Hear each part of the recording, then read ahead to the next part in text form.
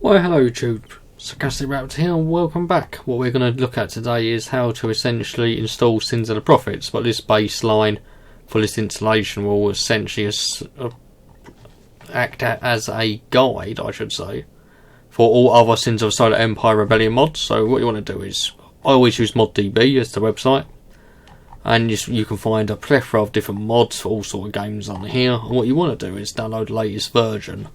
So I've already opened up another tab, so I've got downloads, and we've got Sins of the Prophets Alpha version 0.88.8, because it's still technically, this amazing mod is only an alpha. And what you want to do, it does essentially tell you what you've got to do here.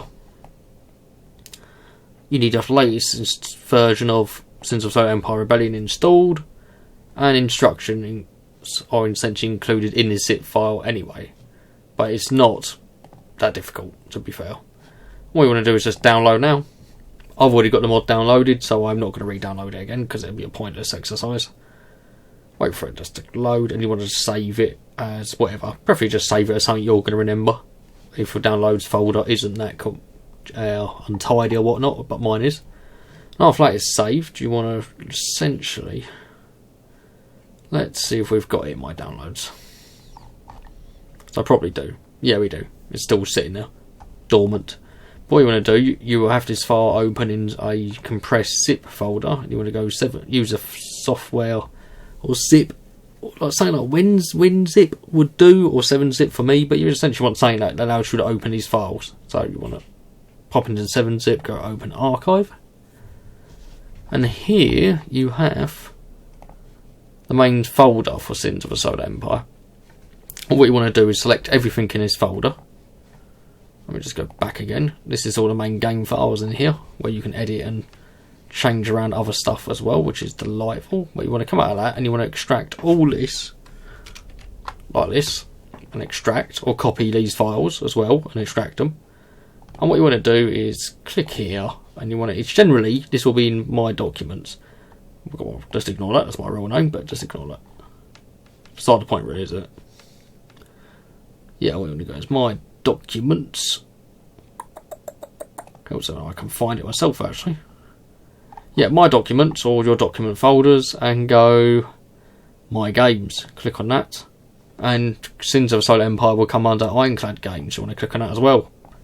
Find Sins of Solar Empire Rebellion mods version 1.85. You want to click on that, and essentially I've got a lot of mods in here. So what you want to do is just literally make sure that's extracted and goes into this folder. So Sins of Solar Empire Rebellion, Ironclad, before that Ironclad Games, Mods, Rebellion, version 1.85, and do all that and make sure it's extracted.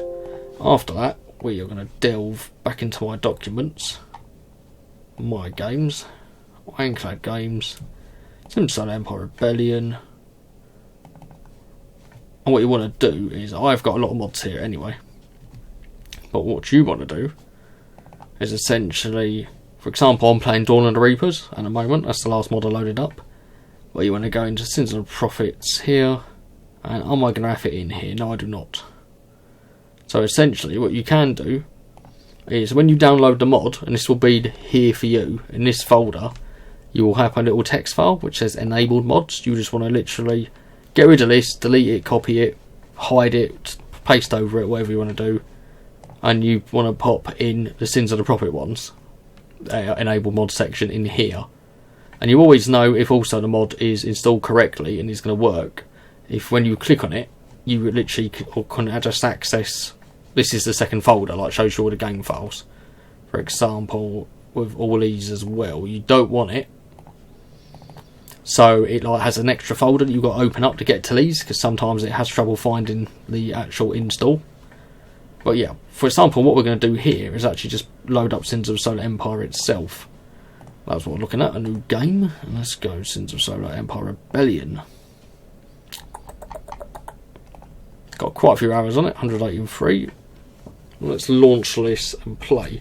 So initially, this is going to launch Dawn of the Reapers, which is also a very, very cool mod, which I heartily recommend.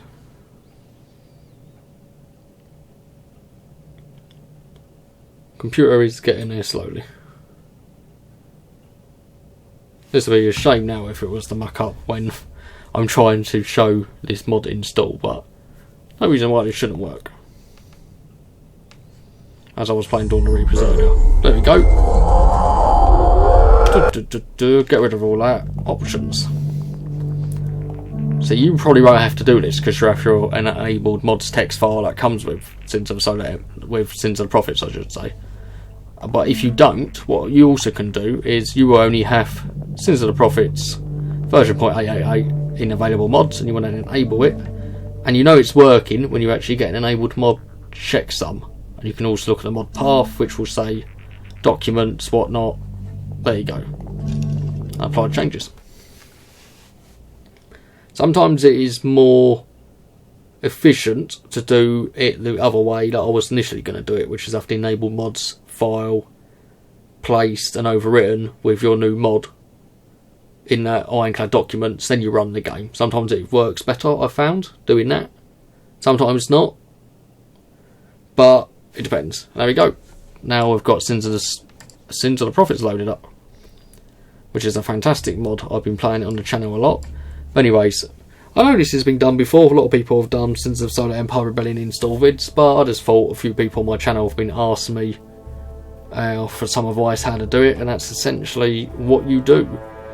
I can make a separate one for other mod, like for the other Sins mods on here if you want, but it's generally all the same process. You just do what I just did.